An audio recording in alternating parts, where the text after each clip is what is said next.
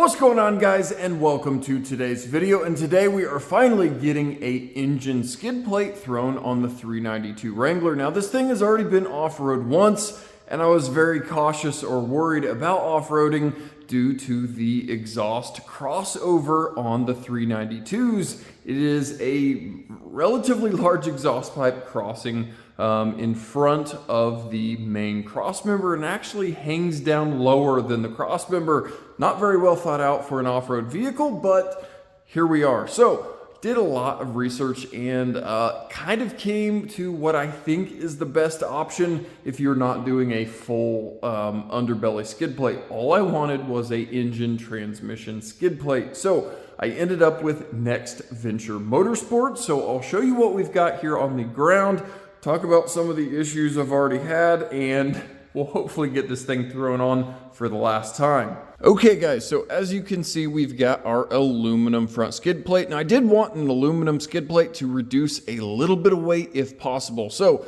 aluminum front section, here is the big steel piece that goes that protects the exhaust crossover. We've got our two motor mount brackets. We've got some assorted hardware and other brackets. Now, this piece is something needed because I don't have the rest of the, underbelly kit that would go further back since I am just running the engine and transmission skid plate. So let's talk about some of the bad here. Now, I had got this quite a while ago and installed it kind of to test fit to make sure everything was good. I actually made a video on the installation and it didn't fit very well. So again, being open and honest here because I spent my own money on this. This wasn't a sponsored video, nothing like that. Got with Next Venture Motorsports and said, hey guys, this thing doesn't fit very level. The skid plate's pretty crooked. What's going on?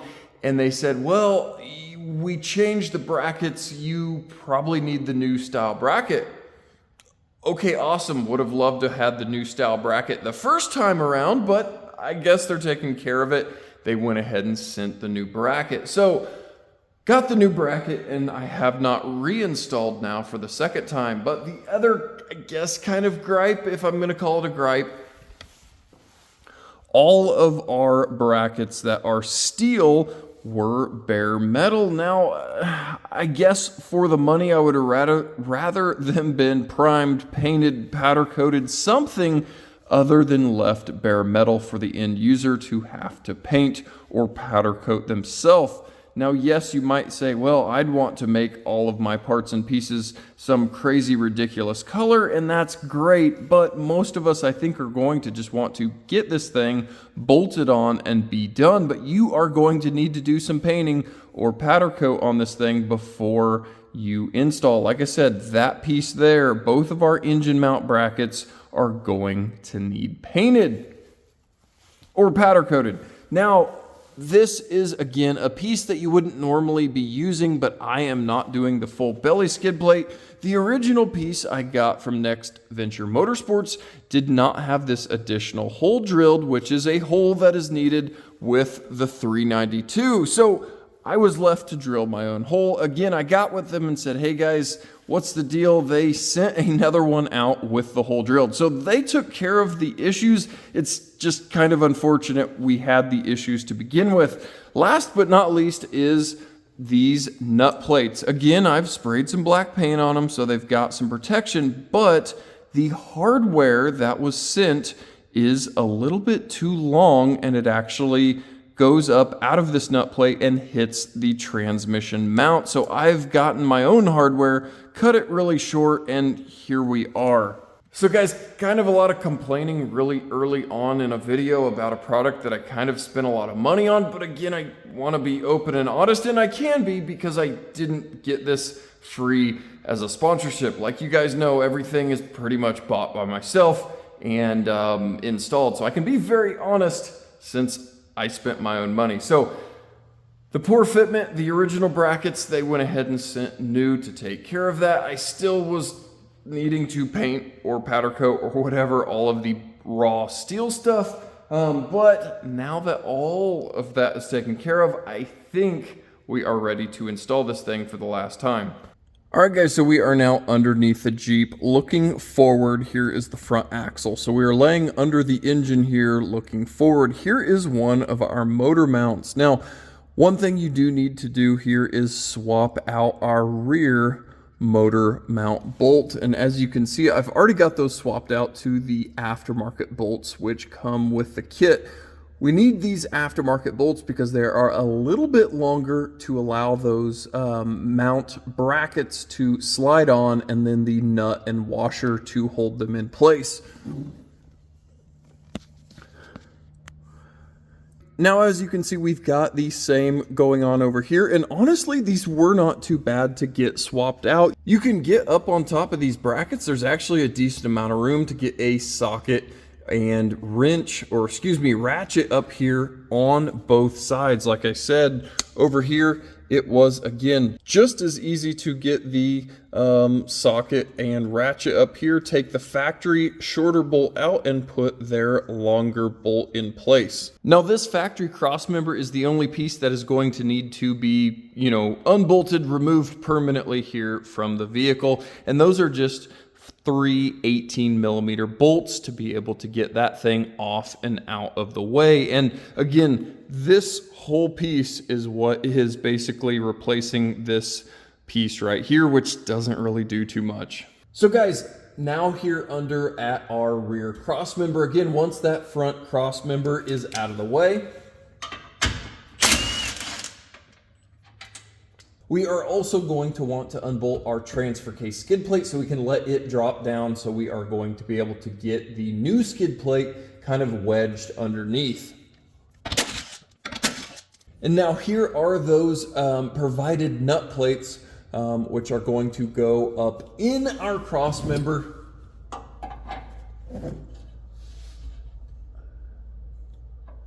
And kind of just hang down through like this.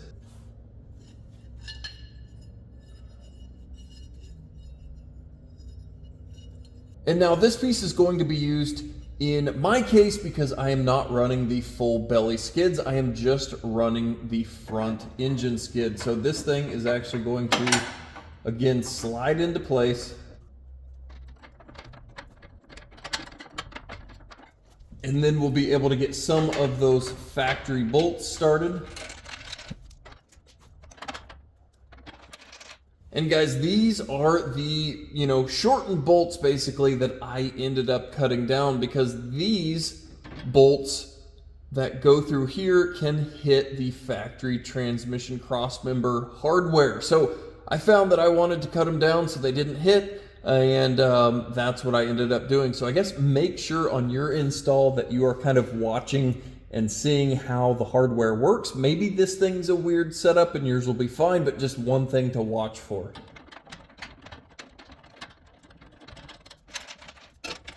Now guys, moving forward here, we're going to get our engine mount brackets here slid up into place. And again, it's just a nut and washer here to hold them onto that longer bolt that we've already installed.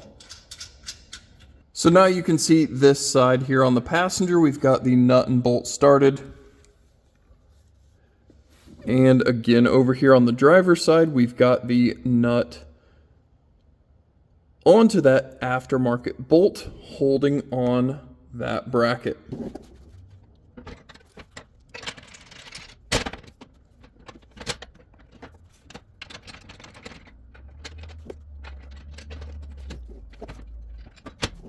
So here is our final product here. We've got our mount brackets, and I ended up having to put the mounts on the outside of the skid plate because the oil pan clearance here on the passenger side is extremely tight.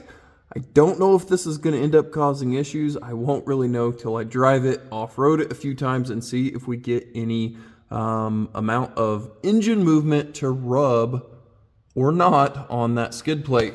But guys, here is from the front looking back.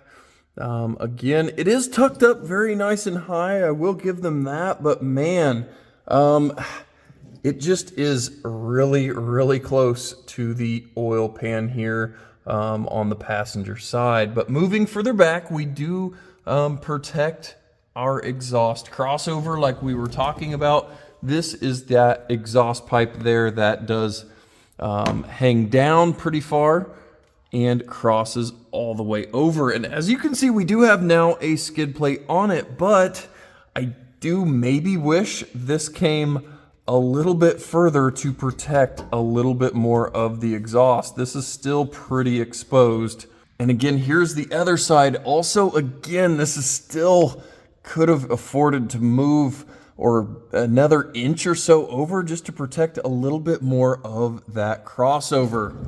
Now guys, don't get me wrong, that's absolutely better than nothing or better than what the factory was. I just think it could have been maybe a little bit better, but I don't know. We'll have to see how this thing works out off-road. Again, I'm just really nervous up here on our oil pan to skid plate clearance. Now guys, back here is where I've got all of my kind of cut down factory hardware. Again, you can't really see up in that cross member, but up there is our transmission mount. The studs hang down and we're hitting, you know, the longer hardware that was provided. So that's why I've got some factory hardware cut down in those locations on each side. But again, this does work with the factory transfer case skid plate, as you guys can see. So we're gonna have to put this thing to the test, see how well it works, see if we've got any movement where we shouldn't have movement. It does look like the oil pan does line up pretty decently with the drain plug there, so that should be all right. So guys, I'm not gonna lie, I'm a little bit disappointed in the fit of this skid plate. The whole point of it is to protect the engine or the oil pan, and if my skid plate is that far away already with any sort of engine movement, I'm potentially going to be touching. Now, I don't know, I tried with the brackets on the inside of the skid plate and ended up with them on the outside, because with them on the inside, it was basically touching. So, can I recommend this? To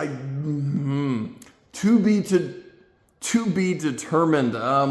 I'm gonna have to wheel the thing again, see if we truly do have any clearance issues and go from there. But man, this is pretty darn expensive, and I'm kind of disappointed in A, the fit, and B, the finish, if you want to call it that I was having to paint all of this stuff before installing it.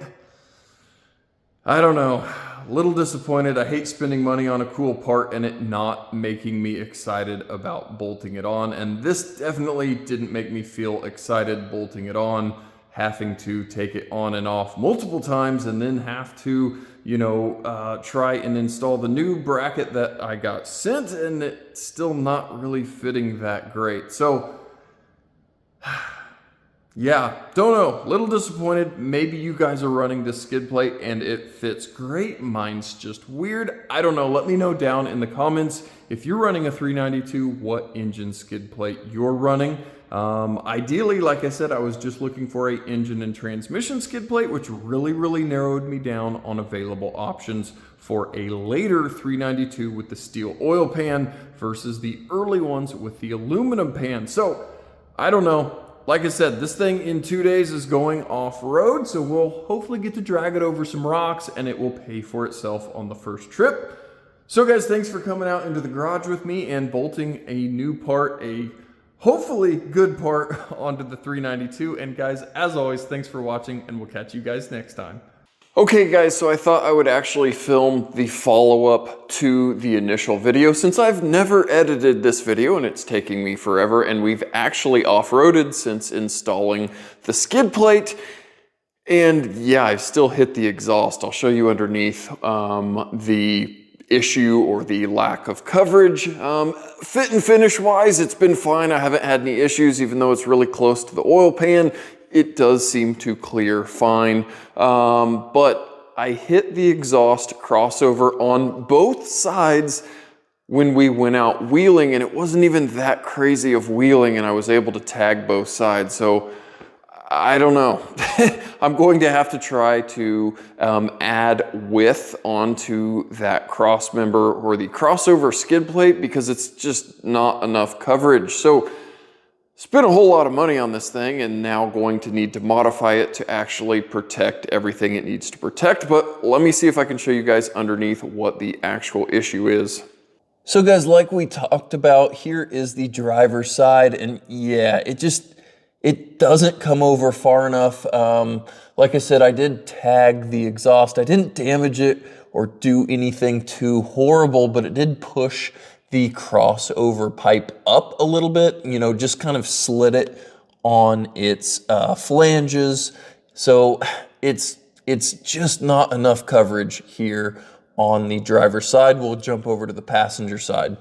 And guys, here we are on the passenger side. You can actually see where that rock, you know, knocked into the exhaust. There is that flange that it kind of twisted, or it moved it up on the flange. Again, I did not damage anything. It just kind of pivoted there at the flange and moved it upward. But that cross-member skid plate could definitely afford to come over on both sides more. So I'm gonna need to try and do something to make this a little more effective. So guys, it's just kind of hard for me to recommend something that I kind of had a lot of issues with. I don't know. I'm not sure what the best option would be. I'm not sure it's this. It was kind of a lot of money. And here I am needing to paint the parts, and now I'm going to need to modify parts to actually get coverage on a very expensive piece of exhaust. So I don't know. Let me know, like I already said, down in the comments if you have a much better solution. I, again, wanted just a engine transmission skid plate. I didn't want the full $5,000 belly pan skid plate setup. I just wanted to protect the oil pan, transmission pan, and the exhaust crossover. So what should I have done instead of this? Again, I wanted aluminum and I just wanted engine transmission skid. So let me know what I should have bought down in the comments, or if this is the best bet still, then I guess we'll work with it and I will modify it and make it work and do some more off-road testing, and we'll go from there, guys. So this is probably a really long video at this point, and this is now watching after the outro, but I just wanted to update it since I drug my feet and never got the thing edited, and now I'm kind of able to do a follow-up after a wheeling trip. So guys, thank you again for watching, and as always, we'll catch you guys next time.